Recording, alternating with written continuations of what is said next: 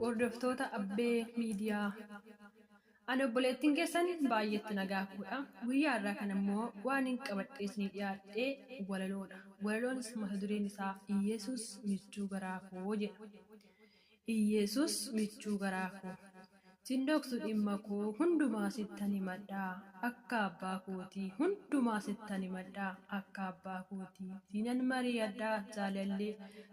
mari'adhaa jaalallee koo sidha kanan mari'adhu dhoksaa garaa koo siinan kanan mari'adhu dhoksaa garaa kootii kanan itti madhu jechoota filadhu siinan mari'adhaa dursitee hubattaa dhoksaa garaa kootii wanta namatti hin himanne iccitii keessa koo wanta namatti hin himanne iccitii keessa koo sittan odeeffadhaa mistira garaa koo sin dhoksu keessa koo fedha garaa kootii siinan mari'adha gooftaa ati michuu kootii fedha garaa kootii siinan mari'adha gooftaa ati michuu kootii siinan mari'adha gooftaa ati michuu kootii.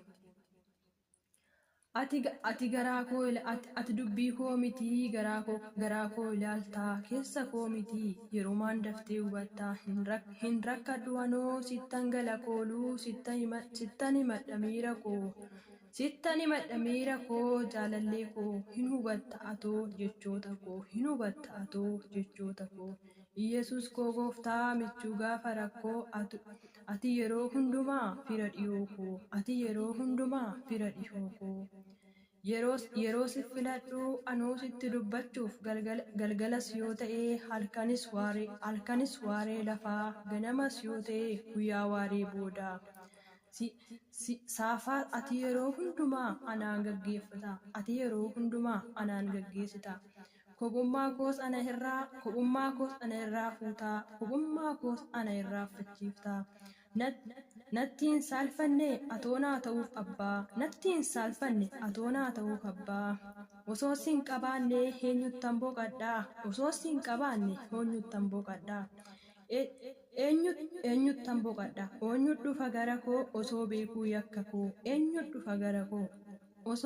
yakka koo akkanumaan na jaalatte ati abbaa koo tollii fi gaarummaan kee qalbii koo fudhate waan hambaasuun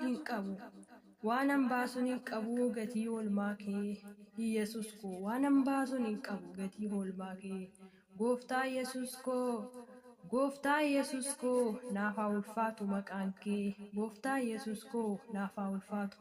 kee eebbifamaadha Waaqayyo sana eebbisuu walaloon koo isinitti tolee sabskraayibii laayik naa godhaa sheerii godhaa dhaloota biraan naaf gahaa eebbifama.